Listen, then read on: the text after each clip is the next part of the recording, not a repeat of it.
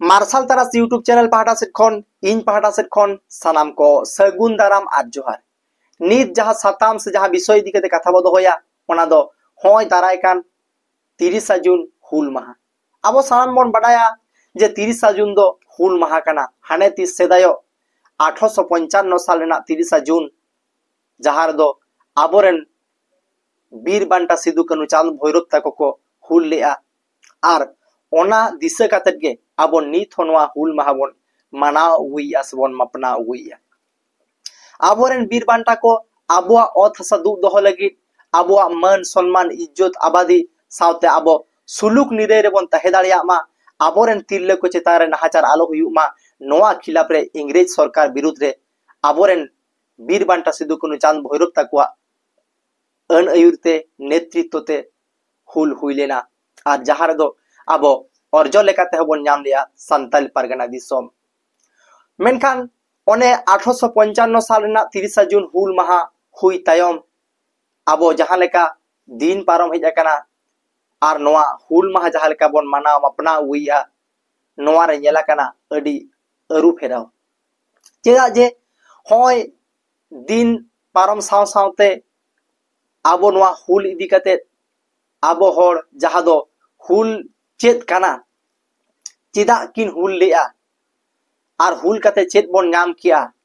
Are नितो परिस्थिति रे आबो चेत चेत लगिद हुल हुया बना नोआ करना कथा बांग उइहर भाबित कते नितो हुल माहा दो आबो बुल माहा लेका हबन मानावया अडी अथम जायगा रे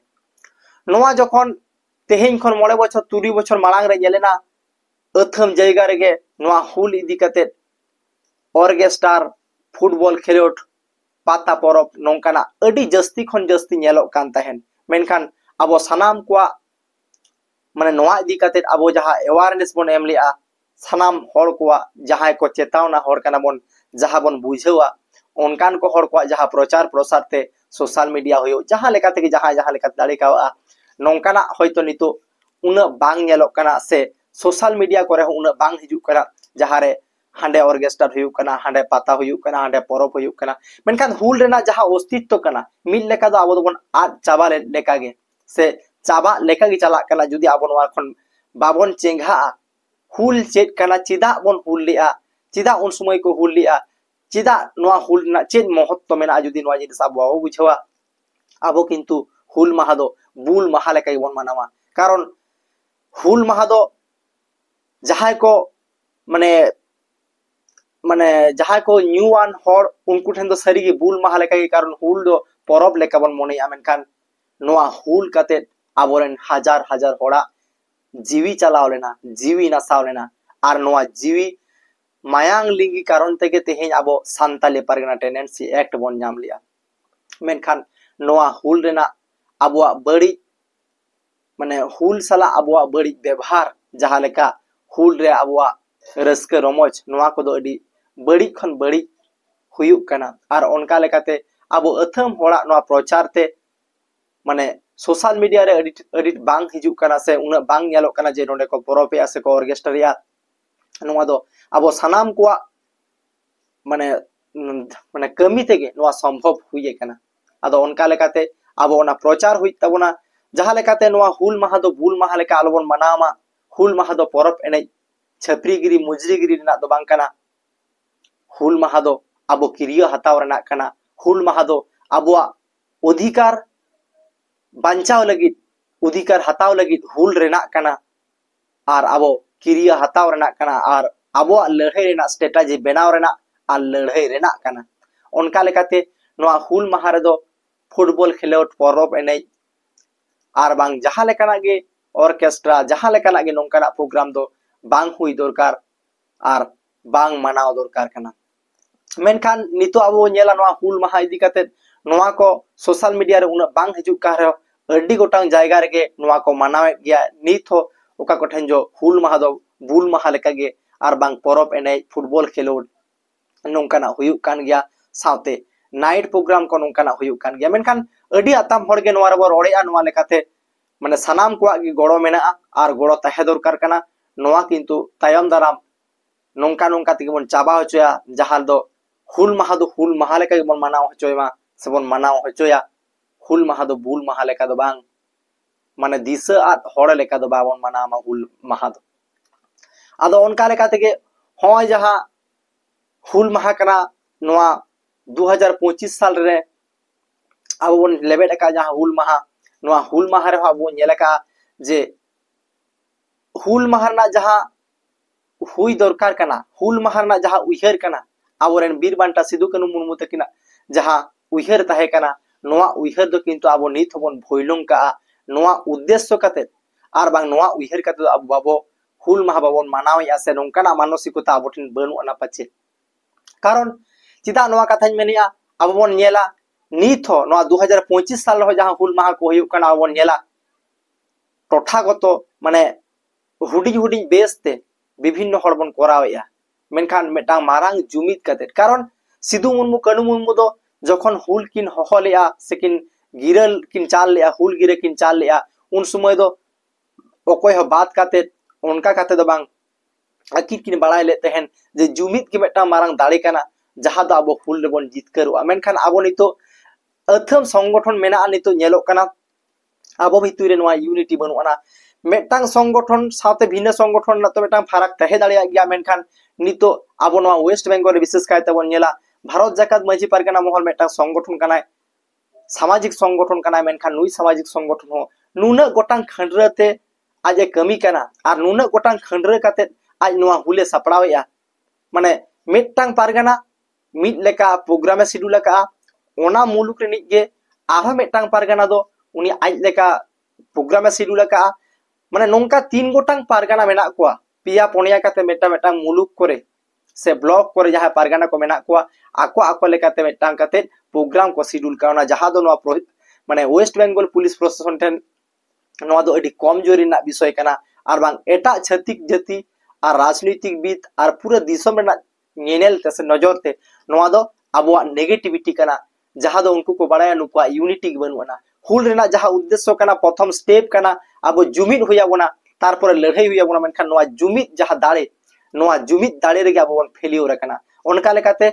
सनाम संगठन ठे नोआ गे नेहर जे हुल जहां लेका आबोरेन बीर बांटा सिदु कानु चांद भैरव ताको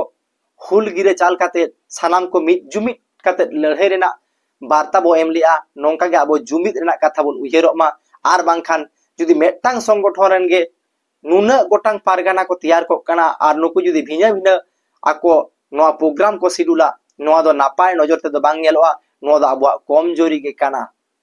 आदो उनका लेकाते नोआ उचित बांग कान लेका इन मोनिया इने छाडा हो नितो नोआ हुल माहा नोआ आबो दो सनाम को बन बाडाया आबोरेन सिदु कानु चांद भैरव नुकुआ नेतृत्व ते नोआ हुल माहा हुई लेना मेनखान नोआ हुल माहा एटा छतिक जाति आर बांग सरकार को दो वा माने उइहर रे दो आलादा रकम मेना कारण नोआ दो माने संतार को आगे आर बांग आदिवासी को आगे काना लेका उनको ठेन उइहर भावना आर ओना उइहर भावना तेगे नितो प्रशासन कारण जेहुत आकोरेन गे सत्य काना को पुलिस प्रशासन सरकार आकोरेन गे काना को उनका लेकाते नोआ हुल माहा दो सरकार दो छुट्टी हॉलिडे लेकाते हो बाय उछनिया आर बांग पालनीय दिन लेकाते हो बाय उछनिया उनी दो सेक्शनल हॉलिडे लेकाते बा सांप्रदायिक एटा छुट्टी लेकाते उछनिया सरिगी अडी उइहरना आर अडी लाजावाना विषय कना नोआ इदी काते हो अडी कम होड़ आवरन को रोड़ेया बामा नोंकाना सरकार जहां कथा सेक्शनल हॉलिडे नोआ दो किंतु बांग उचित कना चिदा जे सुदु माने माने नोआ जहां हुल हुई लेना नोआ दो इंग्रेज खिलाफ रेना मेटांग मांग लड़ाई कना नोआ रहो भारत स्वाधीन रेना मेटांग एतोहब कना मेनखान नोआ एटा नागामिया को एटा छतिक जाति रे नागामिया को नोआ बाको ऑल रकाबा कदा से बाको ऑल रकाबा नोआ दो तानांग रेना एको रिकया मेनखान आबोआ नोआ दबी तहन मा तेहेज मेटांग नोआ दो आबो ठेन अपमान लेका कना कारण सेक्शनल हॉलिडे दो आबो ठेन अपमान लेका कना चिदा जे आबो सुदु मेटांग संप्रदाय लेके गे नोंकाना नोआ दो उचित बांग कना कारण सिदु मुर्मु कानु मुर्मु दो सुदु संताल लगी दो बांगा संताल लीडरशिप लेकाते पूरा दिसम लगी इंग्रेज खिलाफ लेकिन हुलका ओना लेकाते ले गेन ओना दो मिद मारांग विद्रोह कना से हुल कना जहां दो इंग्रेज सरकार विरुद्ध रे हुल कना आर मारांग हुल हो कना उन जुग रेना से उना लहार ना जतो खन मारांग हुल ले गानवा आदो उनका लेकाते आबो नोआ हवन विरोध मा सरकार जहां दो सेक्शनल हॉलिडे नोआ सेक्शनल हॉलिडे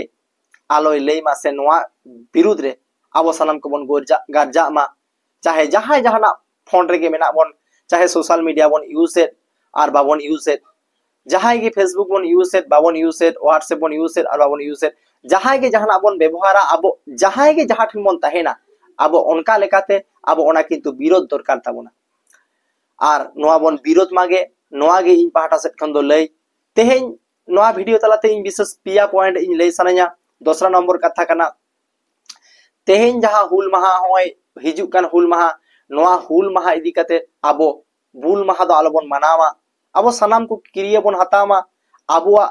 उन अक्ते हो जहां लेकाना समस्या को तहे कना तेकिन हुल आबरन सिदु कानु चांद भैरव नितो हो किंतु सेम समस्या को मेना गया कारण उन हो जहां लेका अत हासा को रेजेट बन तहेन नित हो उनका के अत हासा को रेजेट बना नित हो आबोआ जहां शिक्षा ना अधिकार नितो बाड़ाय बुझेव का आबन आबोआ अधिकार मेना संविधान अधिकार नित हो आबो किंतु ओना अडी गोटांग अधिकार बाको एमन काना नोआ विरुद्ध रे हुल हुयु ताबोना नित हो आबोरेन तिरले को एरा उरु को सुरक्षित बनु को कारण आबो नेला का माने सानामा रेगे आबोरेन तिरले को गे एने सेरेन जहाना करे गे उनकाना माने छपरीगिरी मुजरीगिरी रे सरकारा जहाना गे नेवता जहाय मारांग नेवता माने मारांग लीडर्स उनी एने अगुरे दाराम अगुरे होन उनकाना आबोआ जहां परिस्थिति उनका लेकाते आबोरेन तिरले को सुरक्षित बनु बना माने लई गानोआ हुल महारना अब बन हुल आकार रे उन समय बन जितकर काते संताले पारगना टेनेंसी एक्ट बन न्यामा का मेनखान नित हो ओना टेनेंसी एक्ट जहां लेका भइलो चला कना सानामा गे भइलो चला कना उनका लेकाते आबो निहत गे हुल हुयु ताबना और हुल रेना उद्देश्य आबो बन बाड़ाय बुझमा हुल हुयु ताबना नोआ आबो सनाम को जुमित काते और दूसरा कथा मेन के जे सनाम को जुमित काते आबो हुल दरकार ताबना जहां लेका सिदु मुर्मु कानु मुर्मु चांद भैरव ता को उहिर लिया उनका गे आबो नित उहिर हुयु ताबना सनाम संगठन के मिट काते आबो सरकार खिलाफ रे आबो एजेंडा लगी निहत गे लड़ाई हो तबना ओना चाहे राज्य सरकार हो चाहे केंद्र सरकार हो इन छाड़ा होय जहां सेक्शनल हॉलिडे उछेना का नोआ सेक्शनल हॉलिडे खिलाफ रे आबो रोड राकाब दरकार ताबना चेदा जे जुदी आबो बाबो रोड राकाबा नोंकाना गे होया का गे ताहे कना से ताहेना ओना लेकाते इन आर होय नेहरवा नोआ आबो सनाम को चेंघा ताबन पे उइहर ताबन पे आपान आपिन ते बिचार ताबन पे और आपे सनाम को ठेन नेहर जहाय नोआ वीडियो आबो नेलिया निहत गे आपे आपे को ओपिनियन और बांग आपे आपे को बिचार नोआ कमेंट बॉक्स रे निहत गे सदर पे मा एनखान तेहे लेका दो न घड़ी गे तायम दाराम आरो नेक्स्ट वीडियो रे हिजुक कना।